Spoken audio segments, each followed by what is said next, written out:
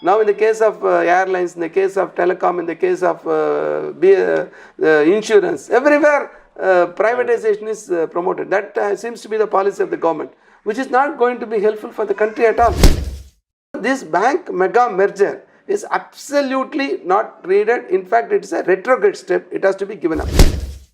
State Bank of India has become a junior partner of Jio Payment Bank. The money with the public sector banks is safe for any depositor. But in the social medias, we come across messages which claim that the money is not safe in the bank. So just keep the money, whichever minimum is required in the bank, and take out all the money. Such kind of rumors are being spread in the social media. As you have rightly said, it is only a rumor. Actually, as far as the money in public sector banks, it is absolutely safe. People say that you have 8 lakh crores, 9 lakh crores NPAs, how they will manage. But the fact remains, the public sector banks have been consistently earning profit. The recent answer to the parliament by the Minister of State for Finance, Anurag Thakur, it clearly says the public sector banks in the last 2 consecutive years, they have earned more than 1,50,000 crores operating profit, gross profit. Whereas they have incurred a loss to the extent of 80,000 crores because of the huge provisions. The huge provisions are made, 90% of the provisions are necessitated because of the corporates, particularly large borrowers. The small borrowers, the SMEs or the education loan sector or the poor people, they constitute hardly 3-4% only. So on account of the large corporates, 90% of the provision is made, and that is only making the banks incur net loss to the extent of 80,000 crores in the last 2 years. But this time it is rated the banks at the end of 1920, they will earn to the extent of net profit to the extent of 23 to 37,000 crores. It is estimated, it is only estimated. In the third quarter ending, the net profit of the public sector banks remain 507 crores. The point here is, because of the government's policy only, these huge provisions are made. Therefore, it is the responsibility of the government of India to come to the rescue of the public sector banks, and they have been doing it by way of recapitalization. In fact, if the money is recovered through teethful loss, instead of resolution plan, through this National Company Law Tribunal, through this IBC code, instead of that, if they strictly recover, then there is no need for recapitalization of banks at all, and the money will automatically come from the defaulters. That is not taking place. So generally we come across statements like the public sector banks are outdated, the new generation banks are more modernized, user friendly, customer friendly, and all those such things. But of late we see a lot of banks involving in some kind of misappropriations, and a lot of things are also coming up. So what is your take on this? Why this thing is being projected as in favor of the private sector banks, and even the non-banking financial corporations are also getting into such kind of activities? So now you take one NBFC, DHFL, Diwan Housing Finance Limited, 80,000 crores is its liability, out of which 42,000 crores is from the banks. Around 7,000 crores public money is there. And there is a perpetuated fraud from the top. The promoters themselves have opened 1 lakh fictitious accounts, and they have transferred the money. And that is why in the initial phase of finding, some 22,000 crores fraud has been detected by the Reserve Bank's appointed agency. So it is not the public sector, it is a private sector, and that too a big non-banking finance company. It is given license by the Reserve Bank of India. It is not properly supervised. You take the case of PMC, Punjab Maharashtra Cooperative Bank, where against the norms of Reserve Bank of India, for one single borrower, out of 7,000 or 8,000 crores of deposit loan, 6,500 crores loan has been given to a single borrower. That is totally against Reserve Bank norms. There also again 21,000 fictitious accounts have been opened. That too with the help of the top management. Top management only did it. Neither the central registrar nor the Reserve Bank has detected it at all. You take the case of Yes Bank. Now it is in doldrums. You take the case of ICICI Bank, where a serious fraud allegation has been made by the on the part of the chief, Madam Chanda Kocha. She has to leave also. She has not yet come out of that allegation at all. It is still there. So the public sector banks are painted a bad image by the people who are having some vested interest. Whereas that is not the reality. The reality is the private sector banks are crumbling one by one. And so far 26 private sector banks after 1969 have crumbled. And even new generation private banks which have been opened 1993, out of 10 banks, 5 banks are now no more. They have vanished from the scene. That is what we are seeing. That is the reality. So what leads to these kind of crisis? The public sector banks, the government of India, which has a 100-day plan to disinvest its shares in the public sector undertakings, promoting a lot of corporates, and this is in a way impacting the banking sector also. So what do you think is the reason for all these policy crises surrounding the banking sector? See, the government in fact is not realizing that public sector banks are their tools for implementation of government schemes. That they are totally forgetting. You take Prime Minister Jan Dhan Yojana, PMJDY, out of 36 crore accounts, 35 crore accounts have been opened by public sector banks and regional rural banks. The so-called banks which are now pampered by this government, they have hardly opened 1 crore. Put together, total. Then why the government is favoring private sector? We are unable to understand. You take the case of small finance banks. What is the rate of interest on loan? It ranges from 15 to 24%. Whereas the public sector loan interest ranges from 8.25 to maximum 12, 13, maximum. So the range is between 8 and 13. Whereas their range is 15 to 24, 25, 26, like that. Why Reserve Bank is not forcing the private banks to come to at par with the public sector banks? It's a moot question the public has to raise.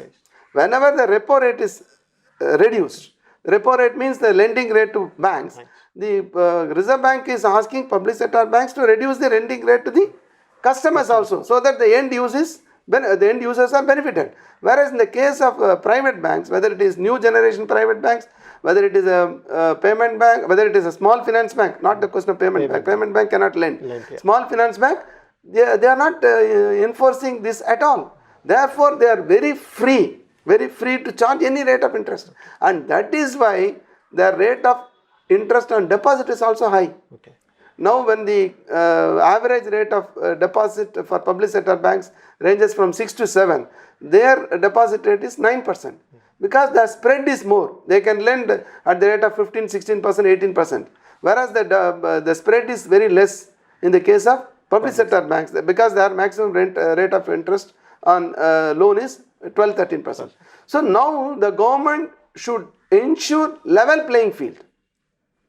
Otherwise, if it is in favor of the private banks, people are at loss, because the private banks do not enjoy the sovereign guarantee. If tomorrow something happens to their deposits, only they will get maximum 5 lakhs. Beyond that, they will not be able to get. So the government should ensure a level playing field in the case of interest on loans as well as interest on deposits with regard to public sector as well as private sector banks. And with regard to cooperative banks, these number of failures, subsequently one more bank has failed in Bangalore, and one more bank has very recently failed in again Maharashtra, Panvel, with 512 crores, here 3000 crores. All these things are very clearly exposing that there is no proper mechanism of inspection, periodical inspection, both by the central registrar in the case of multi-state cooperative bank, state registrar in the case of state cooperative banks, the Reserve Bank of India, and independent auditors. Here in the case of PMC, it is revealed that independent auditors have been bribed, and this fraud has been going on for the past 10 years. Similarly, the fraud in Bangalore based bank and Panvel based bank also has been going on for 8-10 years. How such a long period a fraud can be perpetuated? A former MLA has been booked in the case of Maharashtra Cooperative Bank, very recent failure. So, taking these things all together, there is a total failure of the mechanism that has to be set right by the Reserve Bank and the government. Sir, after 50 years of nationalization of banks, again the banking sector is going under some kind of a crisis. The government is also playing a part in it by promoting private sector banks and merging, instead of expanding the base of nationalized banks, they are merging few uh, public sector banks into a single entity. So, what policy change do you expect, and what makes this government to take this kind of action, which affects the financial stability of the country as well as the general public of the country? Uh, Madam Nirmala Sitharaman in the budget speech and post-budget speeches, she is claiming that this mega merger of banks is towards achieving 5 trillion economy. I really do not understand how merger of banks is going to help them to achieve that. It is also not elaborated by the finance minister or by the finance ministry sources. Whereas the merger of our past experience, it shows very clearly it has the banks have become bigger. They have become more towards pro-corporate. You can take the example of State Bank of India. After merger only, the service charges have steeply increased. And also, State Bank of India has become a junior partner of Jio Payment Bank with 30% shareholding. Take the case of Bank of Baroda, Vijaya Bank, Dena Bank. Now, some 1,500 branches are slated to be closed. See, people are telling when the digital era, what is the need for a branch? But I tell you, for taking deposits also, branches may not be that much needed. Perhaps that argument also we can just try to consider. But take the case of credits, particularly rural credits. Still, 47% of the rural population, according to Reserve Bank survey, are under the mercy of the landlords and the usurious money lenders. So, when that is the scenario, there is a need for expansion of the public sector into the rural area. Rural penetration is required, and regional rural banks have to be promoted, cooperative banks have to be promoted, and they have to cater to the needs of the credit needs of the ordinary people. Then only the financial inclusion will be in the real sense. That only will increase their purchasing capacity. They will have some small money to and it will help them to build their living. That is how in the case of agriculture, in the case of milk revolution, the case of blue revolution, the standard of living of the common people have increased. And now it is going in the reverse direction. Instead, now the mega merger, which is announced by the Reserve Bank of India, Government of India, which is going to come into effect from 1/4/2020, as has been again reiterated by them, despite a severe protest from the bank employees. We have gone on strike on October 22nd. Earlier also we have gone on strike on December 26, 2018. But they are not bothered about the feelings of the stakeholders. They are going ahead. If this is going to become a reality, again it will lead to closure of hundreds and thousands of branches, displacement, and people are not, the customers are also not helped. Even today, if you just ask after 1 year of merger of Bank of Baroda, Vijaya Bank, Dena Bank, their Bank of Baroda customers cannot freely transact in Dena Bank or Vijaya Bank, and that is vice versa. The merger is only in the namesake. Now they have changed the name board, but actual integration has not taken place. It has not helped the public also. And on the other hand, the pattern is bigger the bank, it is going more towards the pro-corporate. So this bank mega merger is absolutely not needed. In fact, it is a retrograde step. It has to be given up. And again, promoting private banks. A lot of private banks have now come. More than 20-22 private banks have come in this period. BJP 1 and 2, NDA 1 and 2. And these private banks, what are they serving? Whom are they serving? They must take a survey. It is not done. They are, in fact, again have become another usurious money lender. The small and ordinary people are targeted. They are given 20,000, 30,000, 50,000 by promoting, by giving them a doorstep. Some money is thrust on them, and they are charged a huge rate of interest of 24%. The MFIs which have been functioning in the past, now they have been converted into banks. microfinance institutions. So they are serving or working in the same pattern. Their target is only the small and ordinary people, and they are being again, their blood is sucked. And for that purpose, do you need a bank? That is our question. And this payment bank, what is that they are going to serve? It's a big question. So the government now should realize that the public sector banks are the real backbone for the financial development of the country, and they should promote the public sector banks. They should not, at the cost of public sector bank, they should not promote the private sector banks, and they should develop the public sector banks. For that, the whole policy has to be changed, but that is not the case. Now in the case of airlines, in the case of telecom, in the case of insurance, everywhere privatization is promoted. That seems to be the policy of the government, which is not going to be helpful for the country at all. It is the public should create a pressure on the government that public sector only can save them, and it has been proven record. So in these lines, if government starts thinking only, they can really go towards the betterment of the economy.